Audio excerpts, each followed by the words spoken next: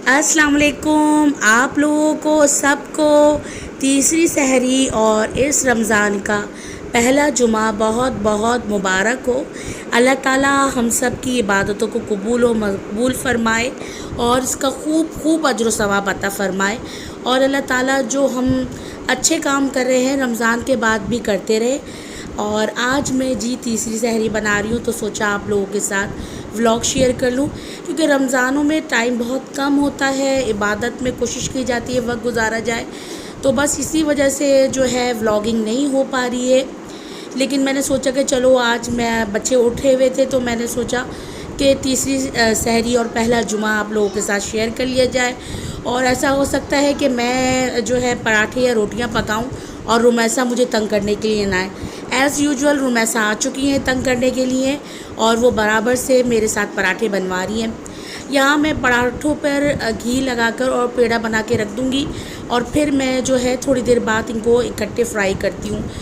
और उसके बाद ये बनाने के बाद मैं दूसरे काम कर लूँगी, अंडे बनाना, कबाब तलना, लस्सी वगैरह बनाना या और चीज़ें जो दूसरे होते हैं टेबल वगैरह लगाना, वो मैं कर लेती हूँ। आप लोगों का क्या स्केड्यूल रहता है मुझे ज़रूर बताइएगा।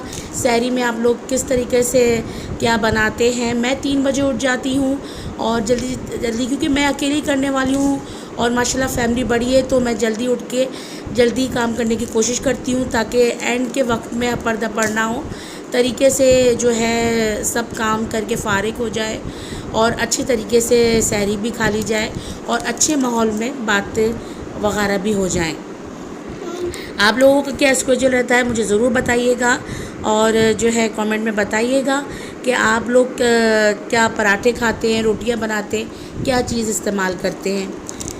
यहाँ बस मैंने आज कुछ ज़्यादा एहतमाम नहीं किया था क्योंकि शब जुमा था, इबादत की रात होती है, तो कोशिश ये की जाती है कि ज़्यादा से ज़्यादा जो है इबादत कर ली जाए।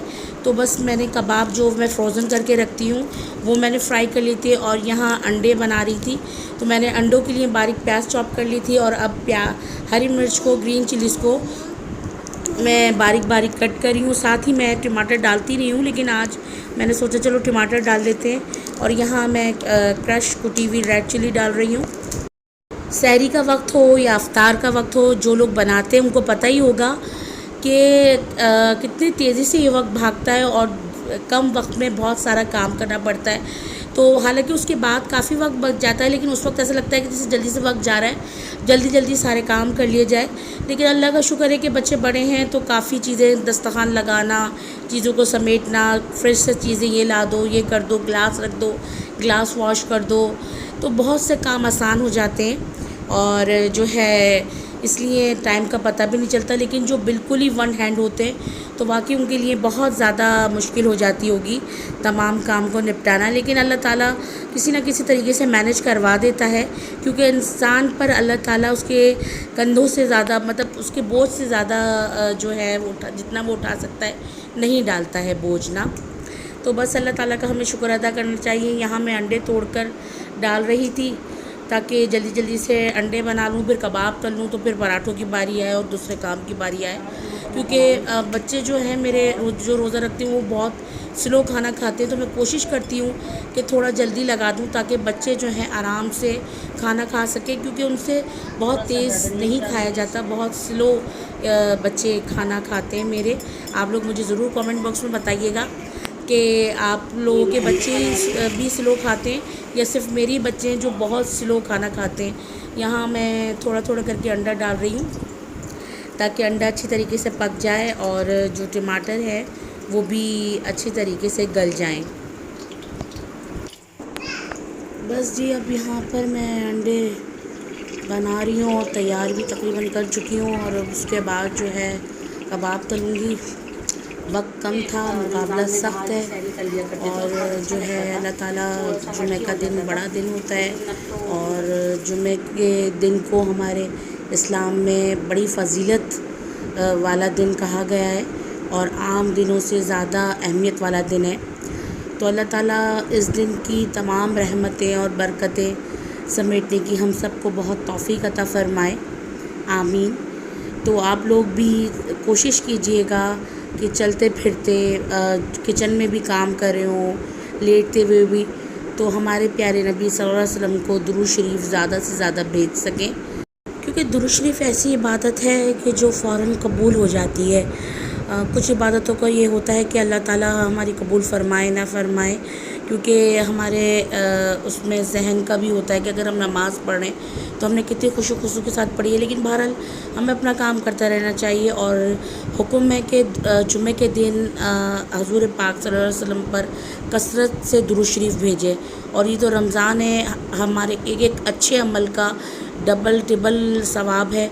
और दुरूद शरीफ तो बहुत फ़जीलत वाले हैं। दुआ से मांगने से पहले भी दुरूद शरीफ और दुआ के बाद भी दुरूद शरीफ पढ़ने को कहा गया है। कोशिश कीजिएगा कि ये दुरूद शरीफ एक ऐसी इबादत है जो है ना, हमें पता है कि कबूल ही कबूल है। और दूसरा ये कि आप वज़ू हों, बावज़ू हों, पाक हों ना हो, तो आप दुरूद शरीफ पढ़ सकते हैं चलते फिरते, उठते बैठते।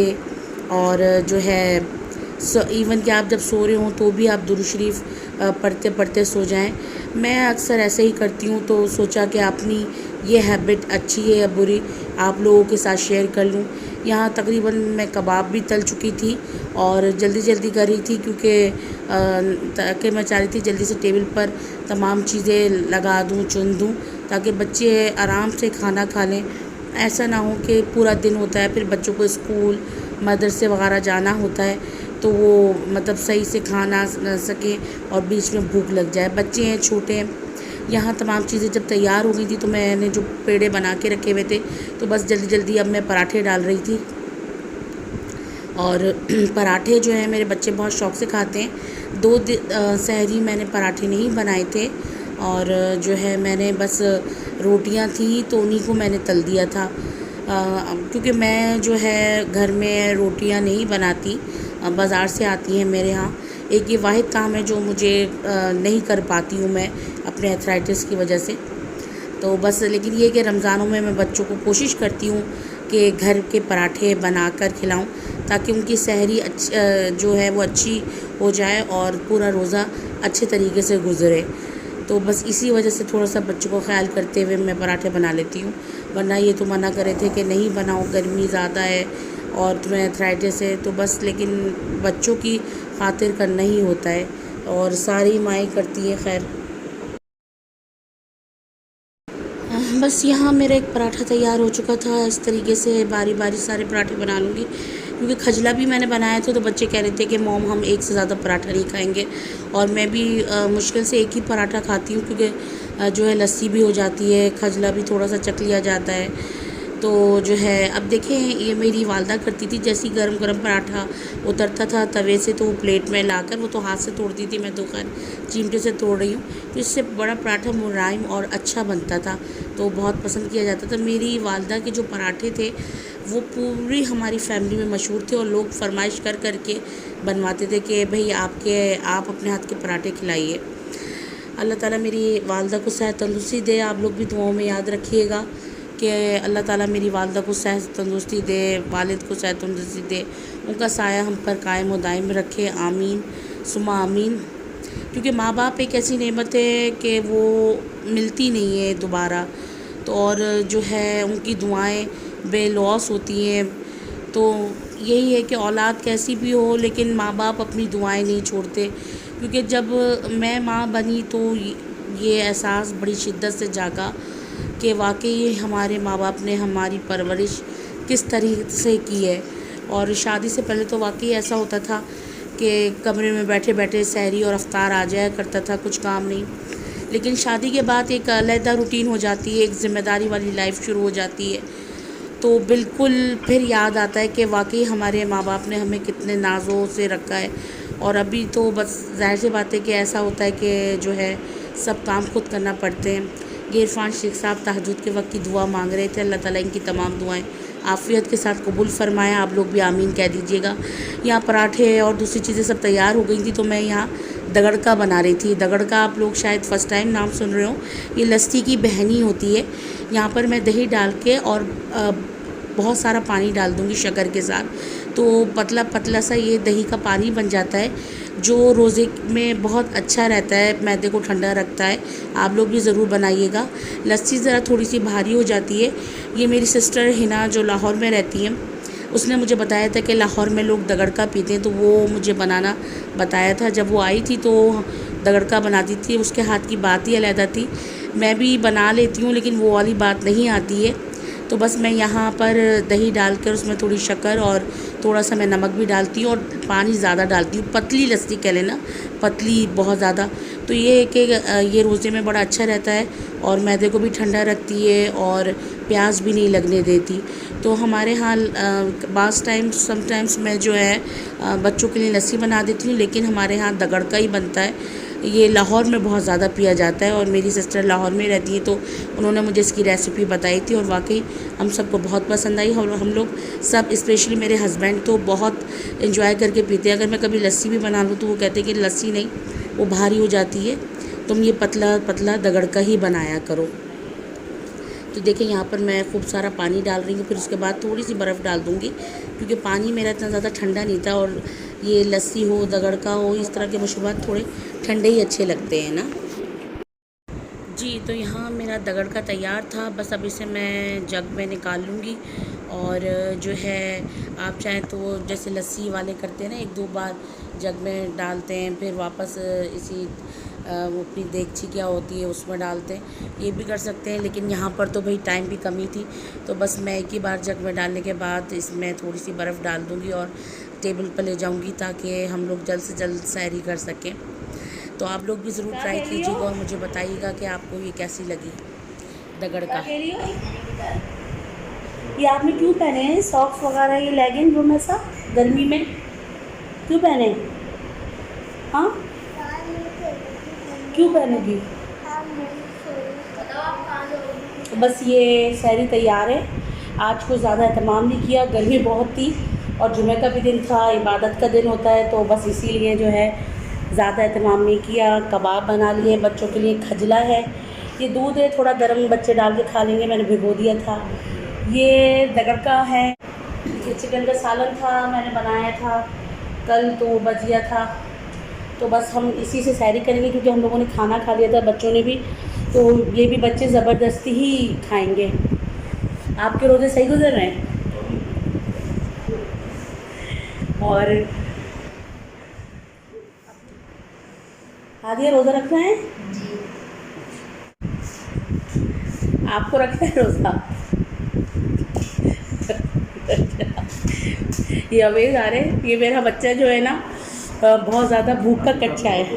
हाँ जी, हाफिज़ साहब हैं ये अवेज़ हमारे ना, शर्मा रहे हैं। ये देखें, ये जो है ना भूख के कच्चे हैं, बड़े स्माइलिंग फेस। अल्लाह ताला इसे हमेशा हंसता मुस्कुराता रखे परवरदिगार, और अल्लाह ताला इसे बाअमल हाफिज़ कुरान बनाए, तकवे वाला। आमीन सुमा आमीन। मेरे बच्चे को, हम सबको दुआओं में याद रखिएगा।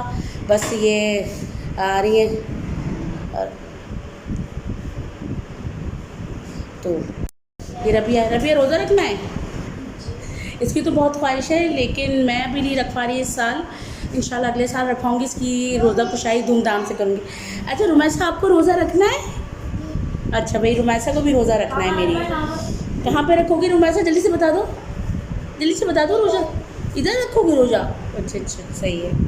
अच्छा ये बताओ, बाबा अच्छे हैं मोम अच्छी हैं? बाबा अच्छे हैं। अच्छा, और सरियल कौन है? ओह भाई, ये देखिए, ये अपने बाबा की दीवानी है, हर चीज़ में ये अपने बाबा को सुपीरियर रखती हैं। मेरा सबसे वाला बरकतिल्लाह।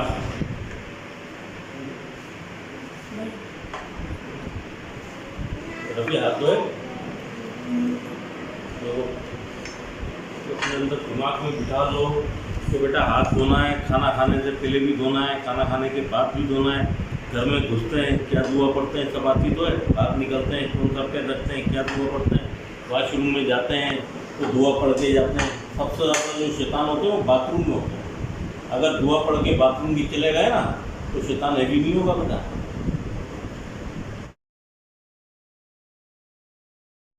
जिस तरीके से हम लोग खाना टेबल पे खाते हैं, तो हम लोग की आदत है, कभी मैं, कभी इरफान शेख साहब, बच्चों को कोई ना कोई अच्छी बात इस्लाम के हवाले से, दीन के हवाले से बताते हैं। तो बस अभी वो यही बता रहे थे तो कि हमें मस्ट जो है खाना खाने से पहले, कोई भी चीज़ खाने से पहले हाथ धोना चाहिए, वॉशरूम जाने से पहले दुआ पढ़नी चाहिए। ये खजला था और ये बाहर खजला निकलने जो से है पहले दुआ पढ़नी। हर साल मेरे भाई है छोटा वाला नौमान बताते रहते वो हैं, भिजवाते हैं, किसी मैं को याद awareness हो या इस्लाम ना के हो, बारे में पैदा लेकिन हुआ। उसको याद रहता है कि गुड़िया को खजला बहुत पसंद है तो वो ज़रूर भिजवाता है। और मतलब देखें, बात खजले की नहीं है, बात उसके याद रखने की है कि वो मतलब हमेशा याद रखता है। क्योंकि मेरे जो मैके में खजला शौक़ से नहीं खाया जाता, वहाँ पे नहीं खाई जाती है। एक मैं वाहिद थी कि खजला खाया करती थी, तो मेरा भाई को हमेशा, मेरी शादी को इतने साल हो गए, तो वो याद रखता है और मुझे हर साल खजला भेजता है कि ना नहीं गुड़िया को पसंद है। और चीज़ें भी अम्मी भेजती हैं लेकिन खजला स्पेशली वही लेकर आता है।